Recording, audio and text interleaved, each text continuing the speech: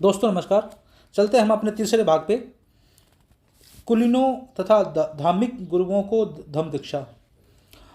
गौतम बुद्ध ने अपने 5 परिव्राजकों को धम्मोपदेश देने के बाद अब उन्होंने आगे जो कुलीन थे या और जो धार्मिक गुरु थे उनको धर्म दीक्षा दी। तो कैसे कैसे उन्होंने किन किन लोगों को किन किन धर्म गुरुओं को शिक्षा दी, हम अब आज इस अध्याय में आपको बताएंगे वन बाय वन करके।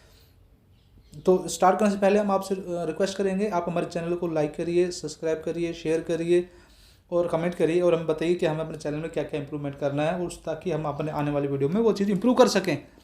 और जो अगर आप हमारे चैनल पर नए हो तो आप हमारे चैनल को लाइक करिए, शेयर करिए, सब्सक्राइब करिए विद अपने दोस्तों के साथ में, परिवारजनों के साथ में, सहयोगियों के साथ में, ताकि हम आपसे ऐसे ही मोटिवेशन मिल सके। तो अभी हम चलते हैं स्टार्ट करते हैं अपने इस अध्याय को। यश कुलपुत्र की प्रवज्जा। उस समय वाराणसी में एक श्रेष्ठी का पुत्र रहता था जिसका नाम यश था। वह तरुण था और देखने में बहुत ही आकर्षक था।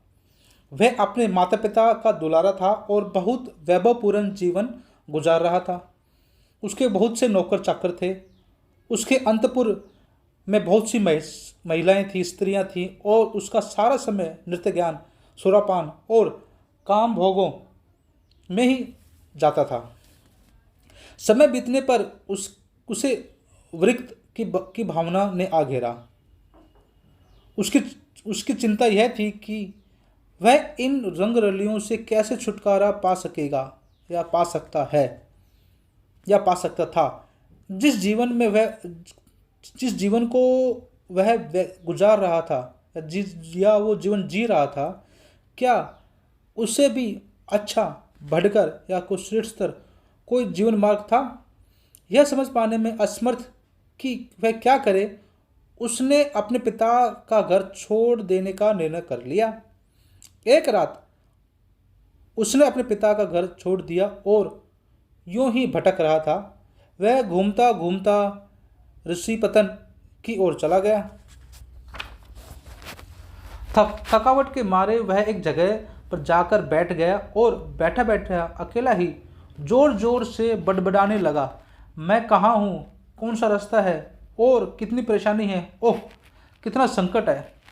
यह घटना उसी रात को घटी जिस दिन तथागत ने ऋषिपतन के पंचवर्गीय भिक्षुओं को अपना प्रथम उपदेश दिया था।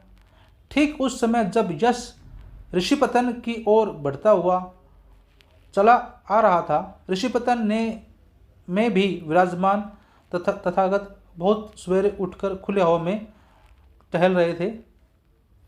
उन्होंने कुल पुत्र यश को देखा जो दुखद भावना से व्यक्त करके चला आ रहा था तथागत ने उसकी दुख भरी पुकार सुनकर कहा, कहीं कोई व्यथा नहीं है, कहीं कोई संकट नहीं है, आ मैं तुझे रास्ता दिखाऊंगा। और तथागत ने यश कुलपुत्र को अपना उपदेश दिया और यश ने जब वह उपदेश सुना तो वह हर्षित हो उठा और खुश हुआ।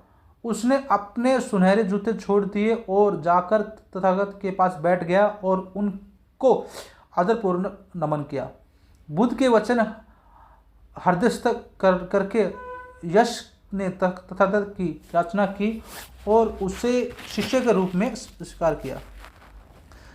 तब तथागत ने उससे कहा, आ और भिक्षु बन, जिसे यश ने मान लिया। यश के माता पिता को यह जानकर बहुत दुखी हुआ कि उसका पुत्र लापता हो गया है। पिता यश की खोज में निकला। यश की क्या पिता ठीक उसी जगह से गुजरा जहाँ स्वयं भगवान बुद्ध और यश कुल पुत्र भिक्षु वेश में बैठे थे और वहाँ से गुजरते हुए यश के पिता ने तथागत से पूछा, क्या आपने मेरे पुत्र यश को कहीं देखा है? तथागत ने बुद्ध ने उत्तर दिया, आओ तुम्हारे पुत्र से मिलवाता हूँ।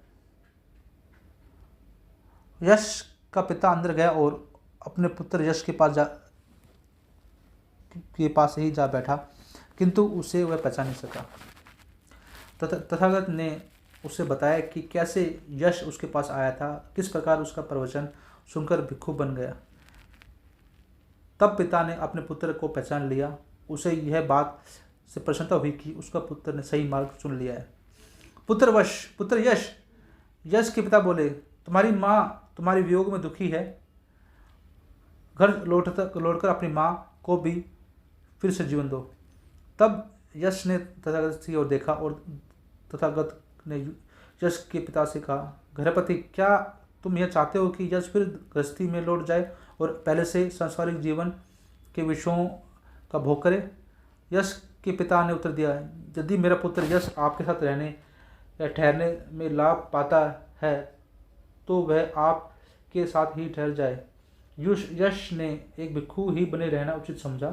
विदा लेने से पहले यश ने पिता से कहा, तथागत, मेरे घर में मेरे परिवारों के सदस्यों के साथ सादर भोजन ग्रहण करना स्वीकार करें, जीवन धारण करें, भिक्षा पात्र हाथ में लें।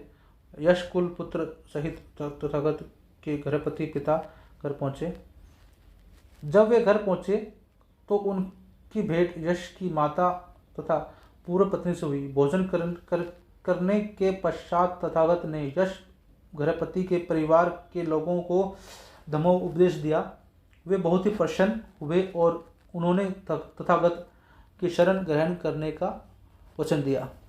यश के 4 पुत्र थे जो वाराणसी के धनी परिवारों के पुत्र थे।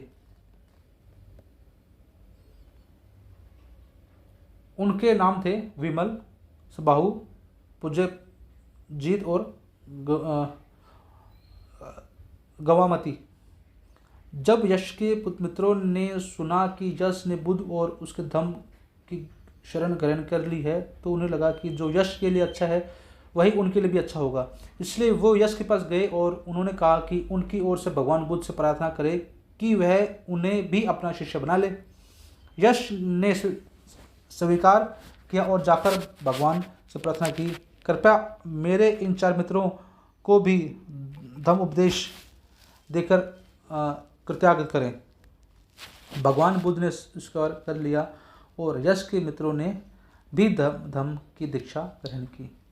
इसके अलावा 50 और यक्ष मित्रों ने भी धम्म की दीक्षा ग्रहण की। इस तरह यश कुल पुत्र की प्रवज्ञा और उनके 4 मित्रों की और उनके अलावा 50 की मित्रों की और धम्म दीक्षा प्राप्त की। तो ये था हमारा आज का अंश अपने अध्याय का।